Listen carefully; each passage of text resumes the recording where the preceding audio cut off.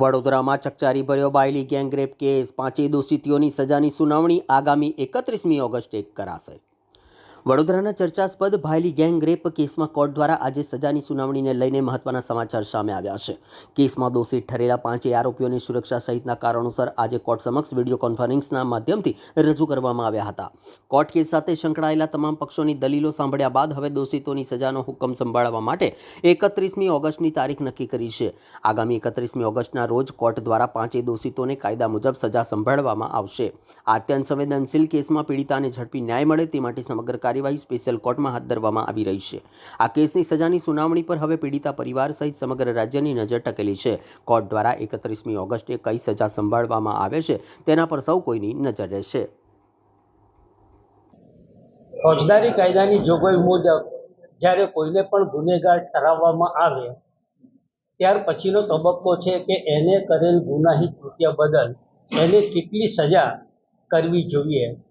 એટલે સજાનું પ્રમાણ પણ બહુ વધારે ન હોય, બહુ ઓછું ન હોય અને ન્યાયિક રીતે એ વ્યક્તિએ કરેલ ગુના સંબંધે એને સજા કરવા માટે બંને પક્ષકારોને સાંભળવાની એક જોગવાઈ રાખવામાં આવેલી છે। તે જોગવાઈ અનુસાર આજ રોજ કસૂરવાર ઠરેલ આરોપીઓને કેટલી સજા કરવી એ બાબતે બંને પક્ષકારોને સાંભળવા માટે રાખવામાં આવેલી। સરકાર તરફે દલીલ કરવામાં આવેલી કે આરોપીઓ વિરુદ્ધના 2 તહોમતમાં મહત્તમ ફાંસીની સજા છે, પરંતુ કેસના સંજોગો જોતા આ કેસમાં ફાંસીની સજા આપવી કદાચ નામદાર કોર્ટ ન્યાયોચિત ન ગણે। તો પણ આરોપી વિરુદ્ધના 2 ચાર્જ એવા છે કે જેમાં ગેંગરેપ છે અને સગીર બાળા ઉપર જ્યારે સામૂહિક બળાત્કારનો આક્ષેપ છે ત્યારે એ કાયદામાં ઠરાવેલ મહત્તમ સજાની જોગવાઈ કે વ્યક્તિ કુદરતી જીવન જીવે ત્યાં સુધીને આજીવન કેદની સજા અંગે અમે નામદાર કોર્ટ સમક્ષ ભારપૂર્વક દલીલો કરી અને રજૂઆત કરેલી છે। બચાવ પક્ષે પણ દલીલ કરેલી છે કે ભાઈ એ 35 વર્ષની ઉંમરના છે, યુવાન છે, પરિણીત છે, એમને પણ નાના બાળકો છે, જેના જવાબમાં પણ કહેવામાં આવ્યું છે કે ભાઈ એ પરિણીત હતા, એમના નાના બાળકો હતા, સામે ભોગ બનનારનું પોતાનું પણ જીવન હતું, એ પોતાની કારકિર્દીની પોતાના જીવનની શરૂઆત કરી રહેલી હતી અને કુમળી વયે આવા ગુનાનો ભોગ બનેલ છે।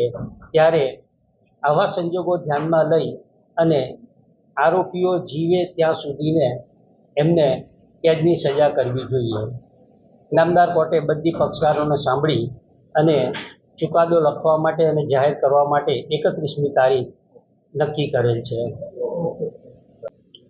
બાયલી ગેંગરેપના તમામ આરોપીઓને જ્યારે નામદાર કોર્ટે કસૂરવાર ઠેરવ્યા છે ત્યારે એ બાબતે તેઓની સામે જે પોક્સો કાયદા હેઠળ અને BNS એક્ટ હેઠળ જે કલમો લાગી છે તે નિઃશંકપણે પુરવાર કરવામાં આવેલી છે। સરકાર તરફે આ કેસની અંદર સ્પેશિયલ પ્રોસિક્યુટર તરીકે શૈલેષભાઈ પટેલ, સુરતના DGP નયનભાઈ સુખડવાલા, વડોદરાના જિલ્લા સરકારી વકીલ તરીકે મારી નિમણૂક કરવામાં આવેલી છે।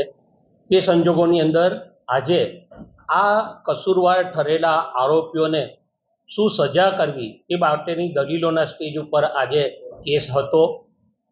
આરોપીઓની સામે જે પ્રકારે કલમો લગાવવામાં આવી છે અને એ તમામ નિઃશંકપણે પુરવાર થઈ છે ત્યારે આજે નામદાર કોર્ટ સમક્ષ અમે લોકોએ આ તમામ આરોપીઓને મેક્સિમમ પનિશમેન્ટ થાય જે રીતના કાયદાની અંદરના પ્રોવિઝન છે કે જે સામૂહિક ગેંગરેપ રીતે બળાત્કાર કર્યો છે એ આરોપીઓને જીવનના છેલ્લા શ્વાસ સુધીની સજા જ્યારે કાયદાની અંદર નક્કી કરવામાં આવેલી છે તે સજા થઈ શકે એવી આજે અમે રજૂઆત કરી છે। તમામ આરોપીઓ જ્યારે સામૂહિક ઈરાદાથી નીકળ્યા છે ત્યારે એમનો ઈરાદો પણ નામદાર કોર્ટમાં અમે સ્પષ્ટ કરેલો છે। આ કામે ભોગ બનનારના મોબાઈલની પણ લૂંટ કરેલી છે તેવા સંજોગોની અંદર પુરાવાનો નાશ કરવામાં આવેલો છે અને જે મોબાઈલ લૂંટીને લઈ ગયા એ મોબાઈલથી બાળકીને કોઈ પણ પ્રકારની મદદ મળે નહીં, મોબાઈલ ઉપર એ કોઈનો સંપર્ક ના કરી શકે એવા ઈરાદાથી જ્યારે આરોપીઓ આ મોબાઈલની લૂંટ કરીને જતા રહે છે તે સંજોગોની અંદર આજે નામદાર કોર્ટની અંદર અમે આ તમામ આરોપીઓને મેક્સિમમ પનિશમેન્ટ થાય તેવી અમે રજૂઆત કરેલી છે। નામદાર કોર્ટે બંને પક્ષોની રજૂઆત આજે સાંભળી છે અને આ કેસમાં આ મહિનાની 31 તારીખે સજા કરવા માટેની તારીખ નક્કી કરવામાં આવી છે.